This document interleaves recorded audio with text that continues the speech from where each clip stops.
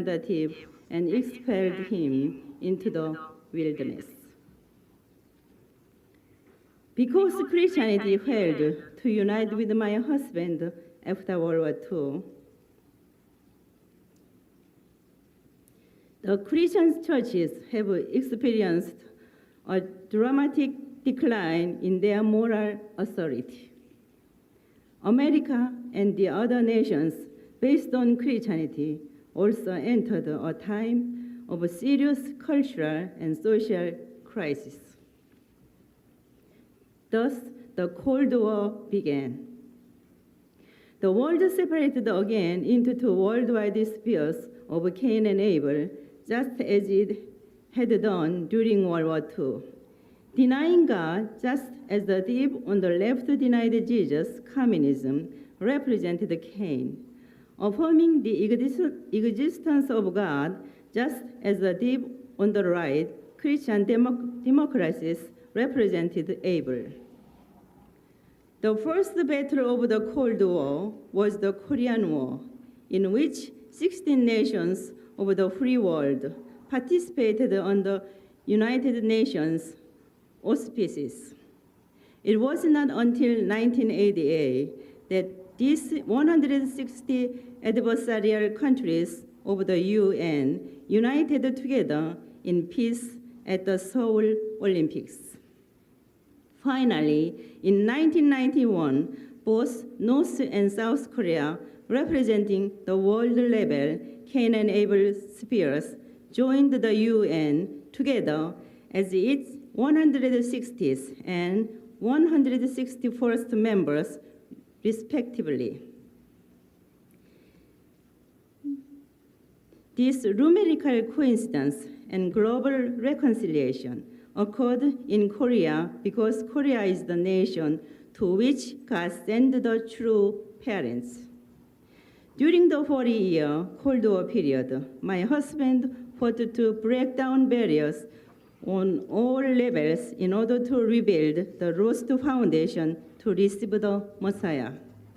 All these years, my husband has been completely misunderstood. He has been wrongfully imprisoned 6 times for doing God's work, including 3 years in a North Korean communist concentration camp.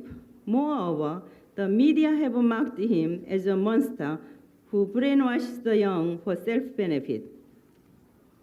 Can anyone disagree when I say that Reverend Moon is one of the most persecuted religious leaders in the world? My heart is broken when I think of how my husband has suffered. But he always comforts me, reassures me, saying that God has deep compassion for those persecuted for doing his work.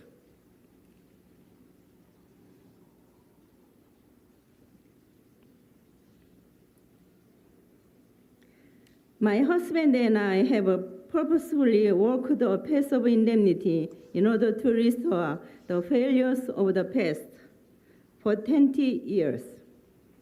My husband worked to indemnify the Old Testament age, centering on the Korean nation and the Unification Church, which represented the positions of the Israelite nation and Judaism, respectively. 2,000 years ago,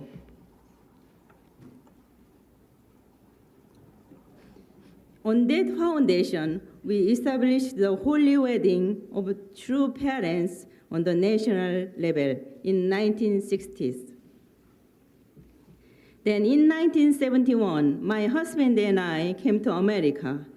This nation plays a very important role in providential history because of her close relationship with Christianity, Judaism, and the nation of Israel. Therefore, over the next 20 years, we walked the path of indemnity to fulfill the New Testament age and to begin the completed Testament age.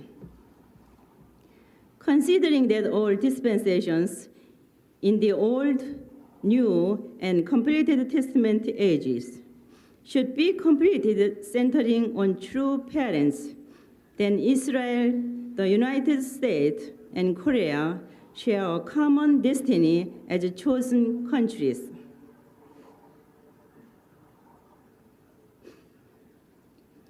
This is why America, representing Christian countries, and the free world should work for unification of atheistic communist North Korea and South Korea, where democracy and Christianity are flourishing.